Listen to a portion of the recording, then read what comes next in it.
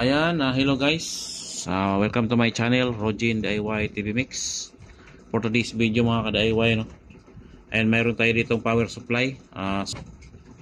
Hindi na gumagana, no? Dati binuksan ko na.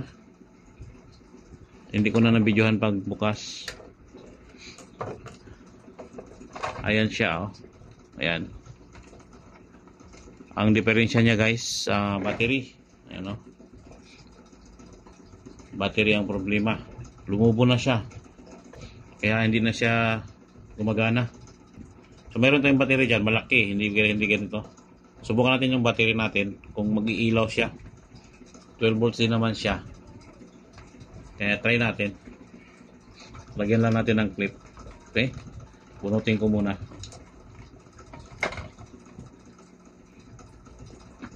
Kung gagana siya, ibig sabihin buo pa to. Buo pa siya. Yung problema niya yung battery lang. Ayan guys, no, dahil wala tayong battery na ganito kalaki. Ayan, wala tayong battery na ganito kalaki. Pero meron tayong battery ng e-bike na 12 volts din. Try natin dito. Kabit, ito yan, oh. Ito. Ayan, i-try natin to kung gagana siya. Ayan, gamit lang tayo ng clip. Ito. 12 volts din naman to. Ito 12 volts din. So pwede siya.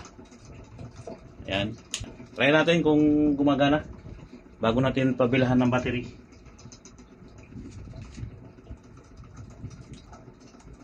Ayan.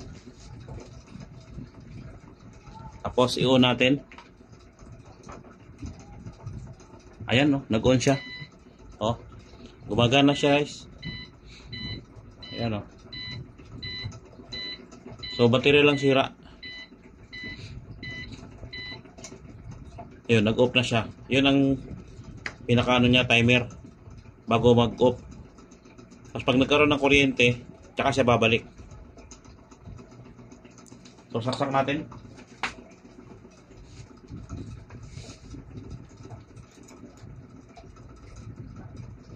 Yun, nag-on.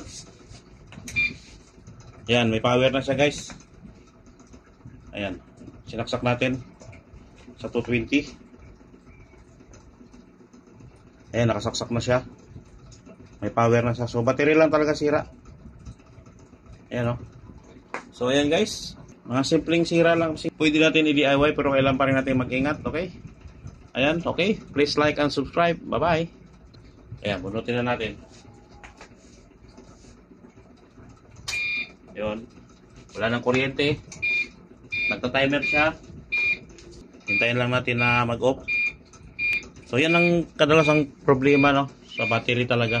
Lumulubo, tagalan. Pag nagbibilang siya ng timer, nagta-timer siya bago siya mag-off. Ngayon may power pa yan ngayon. Ayun, okay. At yun lang mga ka-DIY, sa mga gustong gumaya naman ganito, magbuting-ting sa bahay. Mag-ingat po tayo lagi sa ating mga ginagawa. At maraming salamat sa panonood. Please like and subscribe. And click the notification bell para updated kayo sa susunod pang mga video. Salamat!